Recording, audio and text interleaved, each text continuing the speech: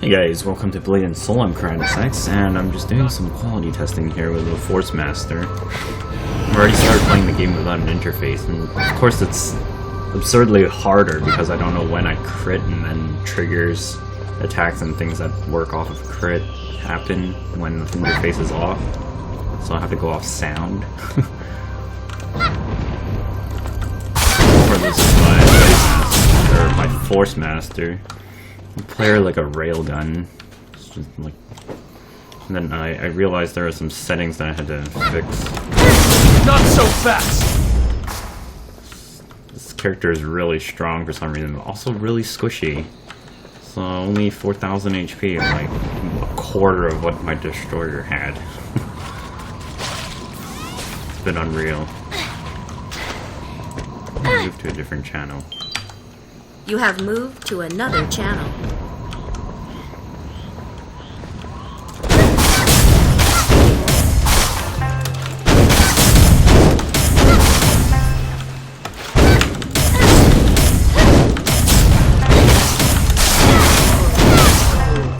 And I was like, wow, I'm killing speed so fast.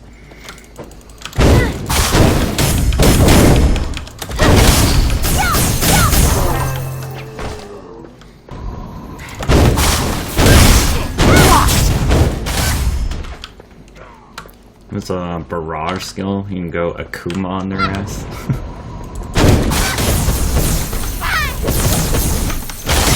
Shoot little fireballs at them. There's so many of these pretty orbs around me.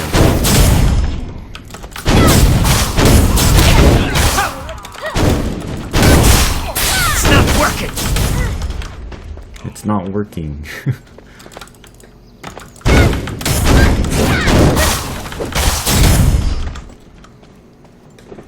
Yeah, I don't really even use my impact blast, which is one of the most basic skills that this Force Master has, but I'm just getting away with laser. This is the impact that I don't use. Probably should.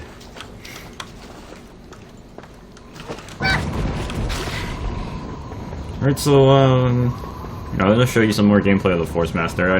It comes with, I thought the Force Master was really slow at first when I first started. And trust me, like, the Force Master is really slow in the first, like, 20 levels. And then it picked up after about, like, level 30 or so.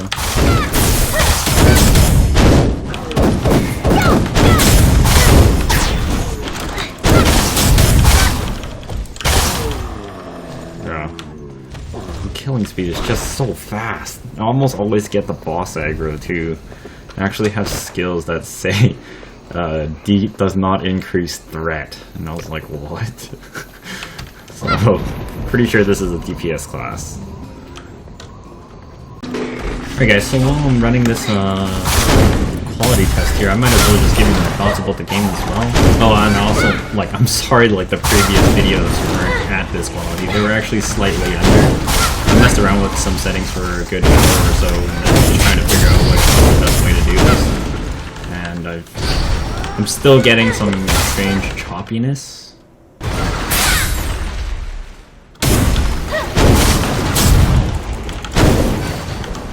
Yeah, I'm still getting some strange choppiness. I don't know why. It's like in the field, I'm at a good 60 FPS. My computer's a monster, as most of you know already. I have the specs always in the description now. But, like, I'm not running the game on maximum either.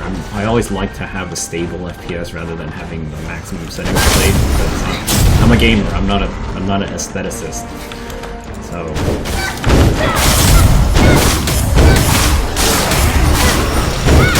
far I think the game is pretty good. It really does feel like Terra++. I don't exactly know how to, like, comment upon that. Like, when I'm playing this, I feel like I'm playing Terra++, really. I'm not, like, it's a good game, I'm not saying it's bad.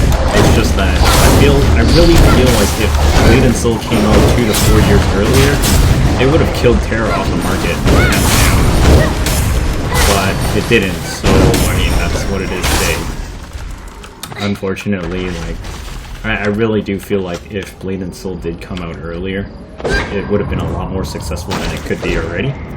I don't know if it's successful right now. I didn't really look at any digits or do any research in terms of it, but the server expansion seems to have stopped and the queue times have seemed to have disappeared.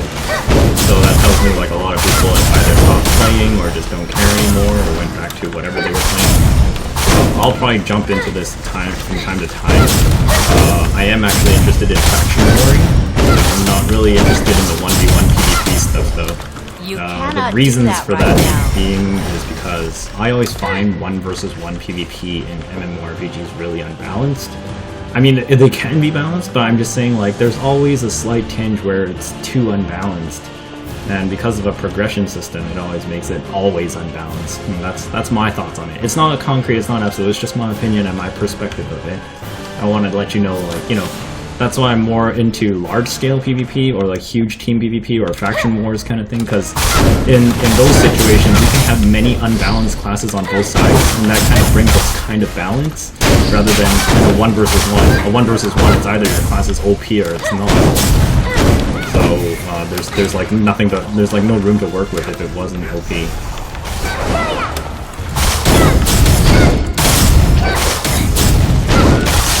So far the Force Master class, I gotta say, is pretty alright to play. I feel like it gets faster as you go higher levels. You cannot do that right now. I don't know why we have 3 people in this party right now. It's actually kind of shitty.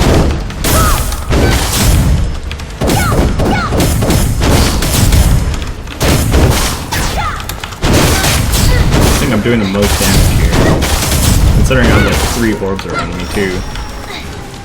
I don't exactly have a combo here to share. I just actually shoot my auto attacks as much as possible while performing my railgun that comes out of my hand, which is that red beam. You can notice my resources are just dropping off the planet there. It's like such weird finger work just to get it going.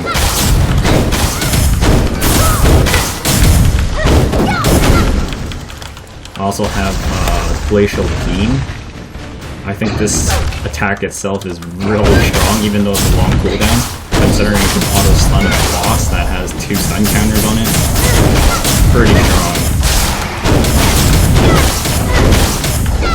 I do like the upgrading system though in Blade and Soul. It's not so RNG barred, it's just more so you have to find a weapon for your class, but at least the success chance is like 100% so far. I haven't exactly experienced enchantment failure or whatever, which is nice because I don't want to experience enchantment failure. I actually hate that.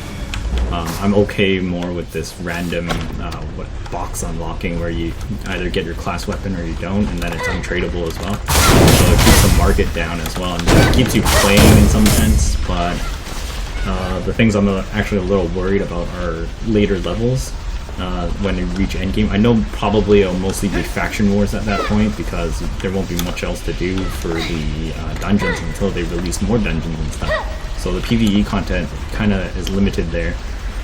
And yeah. So most of you guys know I played games really like insanely, I guess. What do I want to tell you? I don't really know. Like, I feel like Blade and Soul is a good game, and I actually like the graphics are nice. It's not really my kind of cup of tea, but I do like enjoy the Hyung-tae Kim's style. Basically, if you guys have ever played Magna Carta, you'll notice that Blade and Soul's graphics are very similar to that because the same vision, the art director is the same guy who did that series. And I used to play Magna Carta, and it's pretty amazing. And it's nice to know that his dreams have turned into an MMO. That's a bit of background for Blade and Soul. I also wanted to buy the original soundtrack, but I can't seem to find where it is, so I'll probably have to visit their website later and look around for it. It has some pretty nice music. I'll definitely give this game a full review later when I actually know more about the game, because first impressions for me are kind of like a skim review, and then like a full-on review is when I actually try to evaluate all the merits of the game and what it's got in it. based on the market that it's in and what I've gone through. There's a reason why I don't play other regions of the same game. Like there's a Korean version of Blade and Soul and a China version of Blade and Soul. There's reasons behind that. I used to actually, in my younger years, I actually played a lot of MMOs and other games across seas. There were games like Survival Project and Tales Weaver, for instance, when I was a kid. But those never got ported over to English, or they either did and didn't last very long. And those games I thought were really good back then, back in the day. Like, I thought they were way ahead of their time. They had a combo system and counter and whatever going on before Cabal Online even existed. So, yeah, like, I feel like the thing with Blade and Soul, though, is that I like the way how the controls are laid out so far. But I feel like this skill window layout could be improved, especially on this list here. This list on the side here is actually really, really odd. And also figuring out what status effects do, like burning or deep wound do, it's really unclear. I'm sure there's a help menu around it somewhere, but I can't seem to locate it, so it's not exactly that intuitive for anybody who's looking into the deeper details of the game. Also, these trigger focus recovery, 70%. I notice that sometimes my attacks, like in the middle of an attack, I get my whole bar of energy back, right? And I'm assuming that's what it's triggered from, is from my actual Hong Moon weapon. But in terms of the quest system, it's very theme park. This literally reminds me of Terra. I played Terra before all the way to max level, and I didn't do the endgame gear chase because I thought it was really, really hard to reach. Whereas in Blade and Soul, it feels more accomplishable, where it feels more like you can play to win rather than play to throw RNG into a lottery and hope you get it or not. So that's another thing that seems to be apparent for me in Blade and Soul, is that the chances are more like your dedication of gameplay will progress you, rather than you could play for 1,000 hours and you can still get fucked by RNG, or you could play 1 hour and be lucky and just progress faster than the person who played 1,000 hours. Whereas BNS still has some RNG barriers in terms of getting the weapon for yourself. I still feel that the barrier isn't as hard as like a 40% success chance to upgrade your weapon kind of thing, and then if it fails, then you gotta go find the weapon again kind of thing. Which it doesn't have that, so it's already very lenient if you ask me. And then you can have a lot of character progression.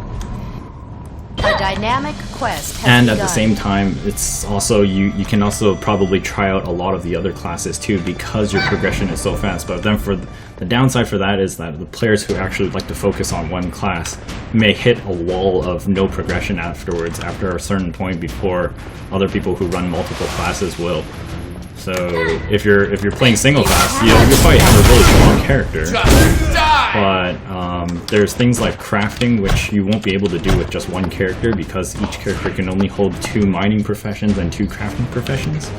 So that's a minor problem there. So I noticed a lot of Force Masters are like just kind of firing their spells like this, and then they like press their skill or whatever after or something. I don't exactly know. It's just what I've seen. I don't exactly know if people actually play like this, but for me, I throw everything at the same time. And I also jump. I don't know why I jump. It just looks cooler, I guess. So like, I throw everything, like snowball, ice, and everything. Like 2.4k, 2.5k. There's a lot of damage first. Sometimes I kill the enemy before they even get to me. The only problem is that sometimes I have trouble getting the energy recovery, so every time I throw a spell, I try to throw off a beam or a snowball or an ice coil or something along with it. And that's why like the enemies just drop like that. Here, I'll slow motion it for you.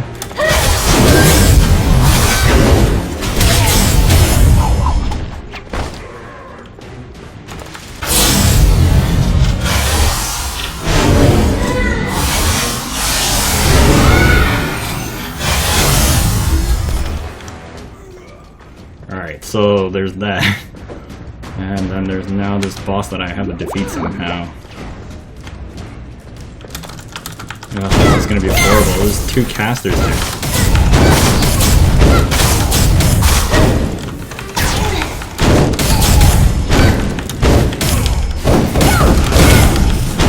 Backstep, that was dumb. Oh, I stunned him midair, so I didn't take anything from that.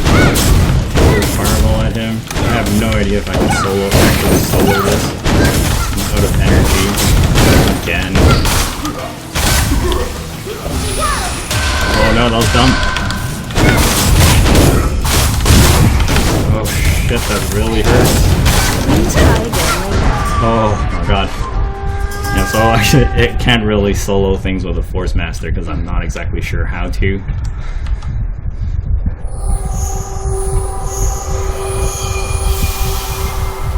The other thing I noticed with my Force Master here is that I noticed that I also don't have very many defense skills, or that's probably because I don't know exactly how to play the class very well, whereas the Destroyer, I know how everything synergizes together really quickly. The class exactly wasn't very hard, and I actually find the Destroyer to be really OP in some sense too, but I mean I haven't played a class with Axis for a long time, I really wanted to, so that was a big appeal for me. And Force Master here is of course the spellcasting class. I always like spellcasting classes, especially if you can be single target spellcaster. I actually don't really like AoE spellcasters. Like AoE spellcasters to me is like high damage, but with massive AoE, but I like single target more because single target to me appeals more like, oh, you're like extremely high damage, but you're single targeted, so you have no AoE, so you just like spike down a lot of stuff.